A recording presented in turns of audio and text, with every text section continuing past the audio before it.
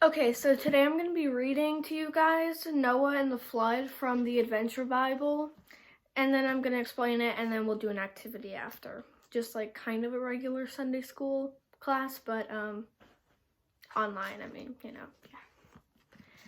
Okay, Noah and the Flood. This is the account of Noah and his family. Noah was a righteous man, blameless among the people of his time, and he walked faithfully with God. Noah had 3 sons, Shem, Ham, and Japheth. Now the earth was corrupt in God's sight and was full of violence. God saw how corrupt the earth had become, for all the people on the earth had corrupted their ways. So God said to Noah, I am going to put an end to all people, for this earth is filled with violence because of them. I am surely going to destroy both them and the earth. So make yourself an ark of cypress wood, make rooms in it, and coat it with pitch inside and out. This is how you are to build it. The ark is to be 300 cubits long, 50 cubits wide, and 30 cubits high. Make a roof for it, leaving below the roof an opening 1 cubit high all around. Put a door in the side of the ark and make a lower, middle, and upper decks. I'm going to bring flood waters on the earth and destroy all life under the heavens, every creature that has the breath of life in it.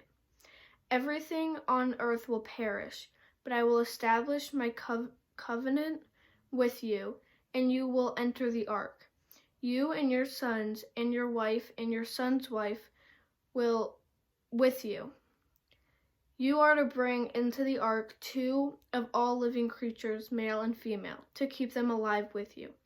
2 of every kind of bird, of every kind of animal, and of every kind of creature that moves along the ground will come to you and be kept alive.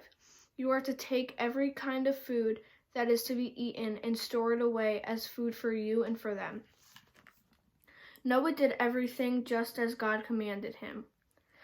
The Lord said to Noah, Go into the ark, you and your whole family, because I have found you righteousness in this generation.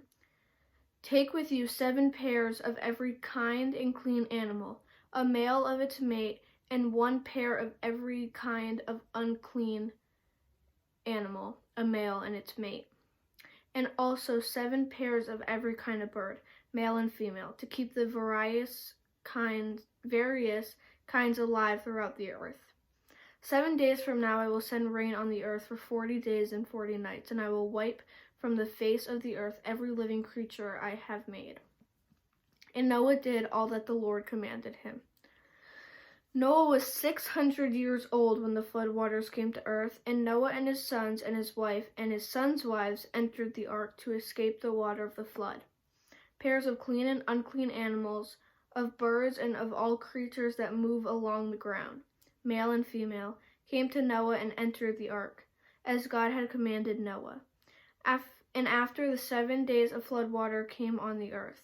In the 600th year of Noah's life, on the 70th day of the 2nd month, in that day all the spring of the great deep burst forth, and the floodgates of the heavens were opened. And rain fell on earth 40 days and 40 nights. On that very day, Noah and his sons, Shem, Ham, and Japheth, together with his wife and the wives of his 3 sons, entered the ark. They had with them every wild animal according to its kind, all livestock according to their kind, every creature that moves along the ground according to its kind, and every bird according to its kind, everything with wings. Paired of all creatures that have the breath of life in them came to Noah and entered the ark. The animals going in were male and female of every living thing, as God has commanded Noah. Then the Lord shut him in.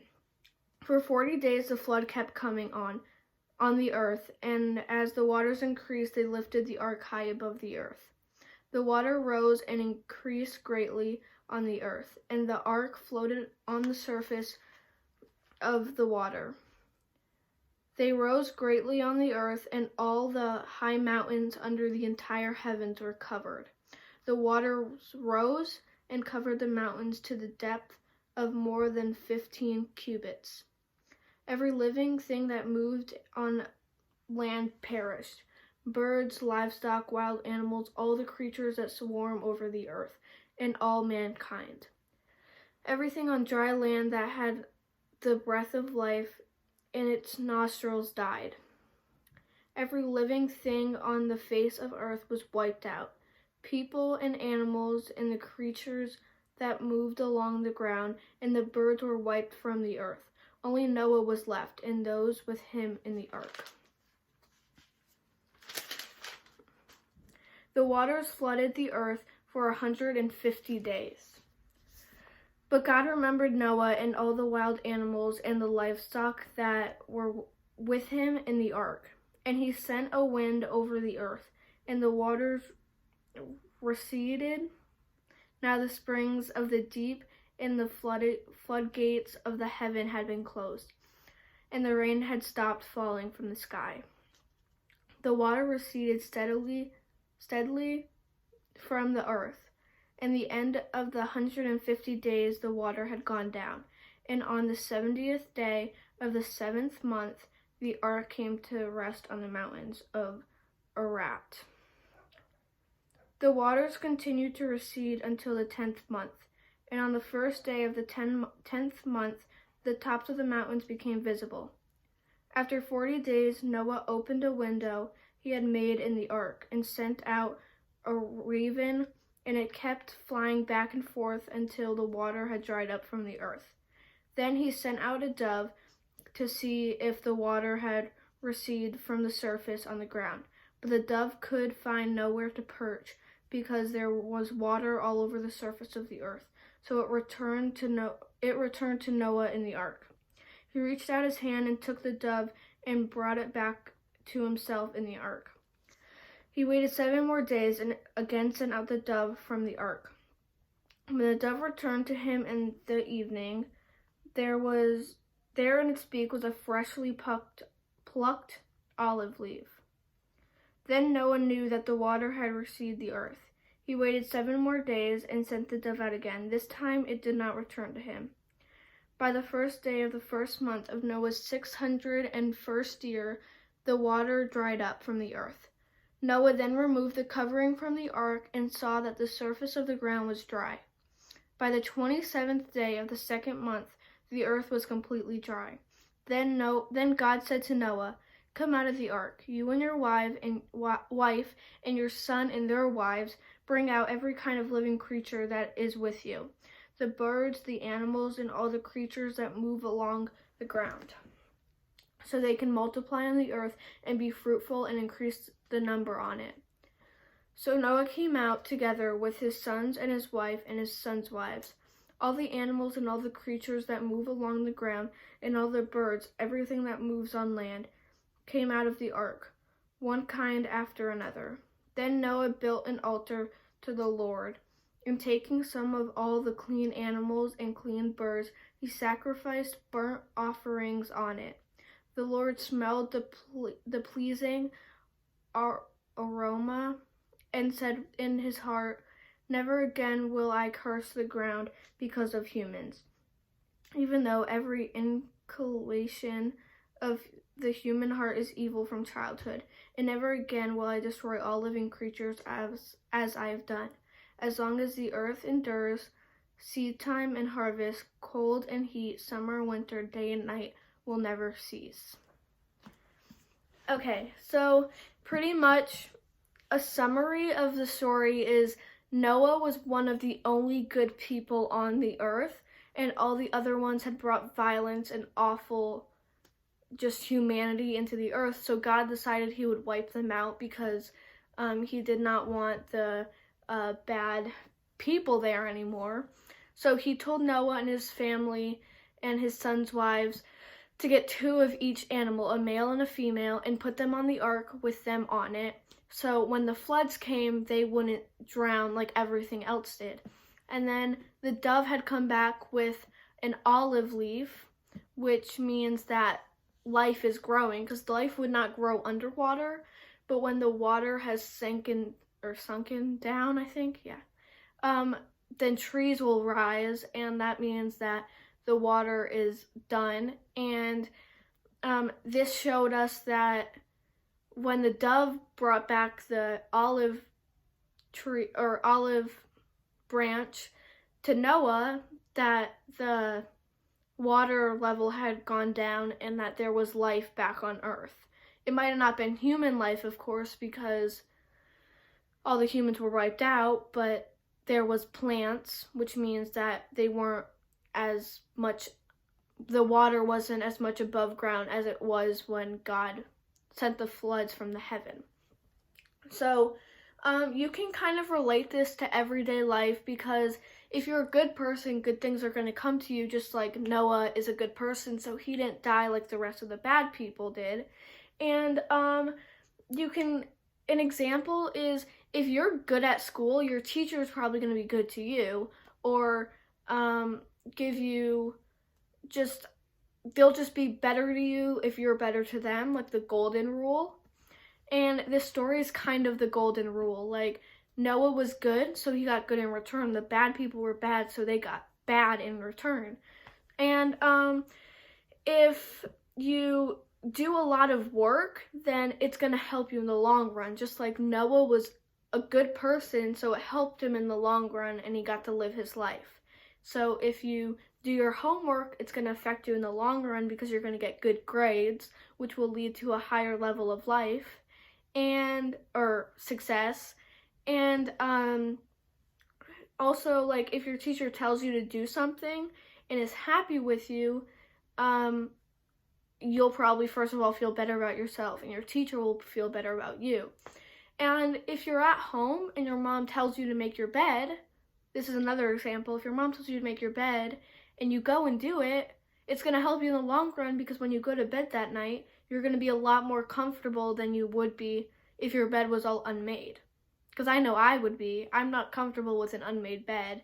So that's kind of the moral of the story. Just do good things, and good things will come to you, which you should know from the golden rule. And I think this is where the golden rule came from, because Noah did a good thing and good things came to him.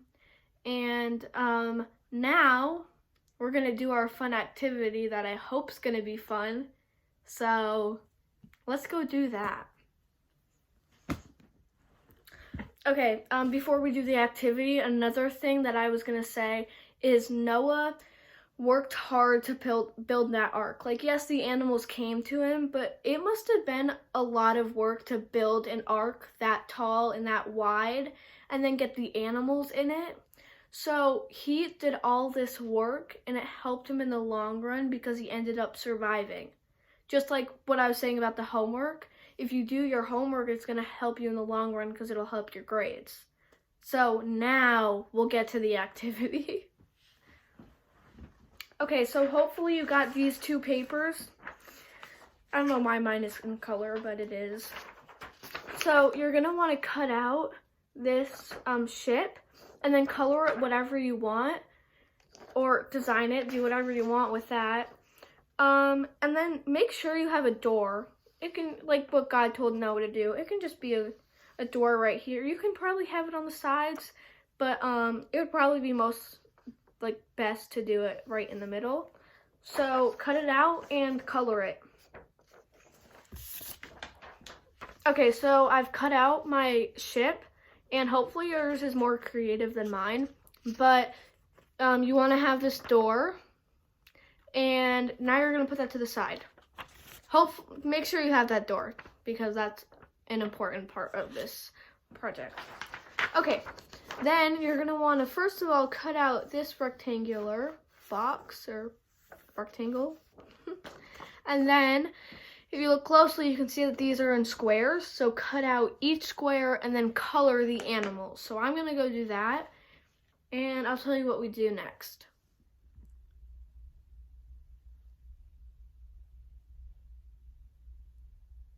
My brother's in trouble.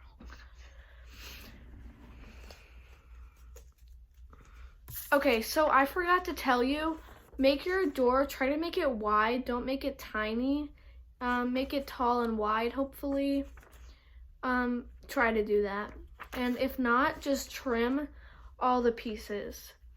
And I have all my pieces cut out, and you're gonna pick 4 of the animals. It does not matter which ones, just pick 4 of them. And do not throw the other ones away, just put them to the side for now. So, you're gonna take your 4 animals, and you're gonna glue them to this rectangle. And you wanna glue them in a line, so like, it'll be like that. Okay, so I'm gonna do that. Okay, so I have 4 of them on my rectangle, and I'm just gonna trim off the extra parts because I don't need them. Okay, so I've trimmed it, so that's what mine looks like. And then for your extra animals, you can just glue them or do whatever you want with them and put them around the ship. I mean, you don't have to, you can just keep them if you want, but you could like put one of the animals over here if you want. Maybe you could tape it. You could just like randomly put a goat on the side of the ship. You can do whatever you want. Okay, so now this is kind of the harder part, so you might need help on this. You're gonna take your scissors and you're gonna try to cut kind of like a slit down the middle, but you don't want to cut too far that it cuts through here. So I'm kind of going to try to poke a hole. Don't do this on your own because I'm not even sure if I trust myself. I'm kind of just like being very careful that I don't hurt my finger.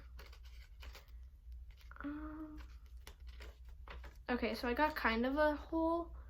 You can't really see it, but I kind of got a hole. And then you're gonna want to put your scissors in there and kind of cut up a line. And then flip it over. And you can see how my line did not cut through here or through up here. I mean, it can cut through there. Just make sure it does not cut through the bottom. And if it does, just tape it. Okay, so next, I really hope this works. So next, you're gonna wanna take your animal, or animals, and you're gonna wanna slide it. I need to make this a little taller.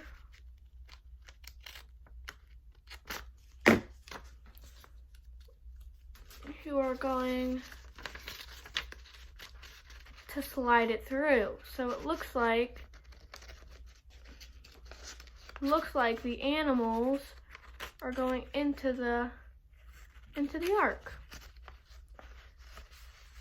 So that is the activity. I really hope it was fun.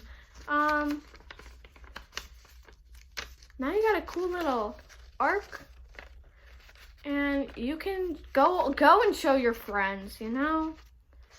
I hope they enjoyed this as much as I did. I mean, it's kind of cool. I like it. I think it's cool. And then with your other animals, you can keep them. You can glue them onto your ship. You can do whatever you want. So I hope you enjoyed this online Sunday school activity. And yeah, make sure you show your friends because it is pretty snazzy.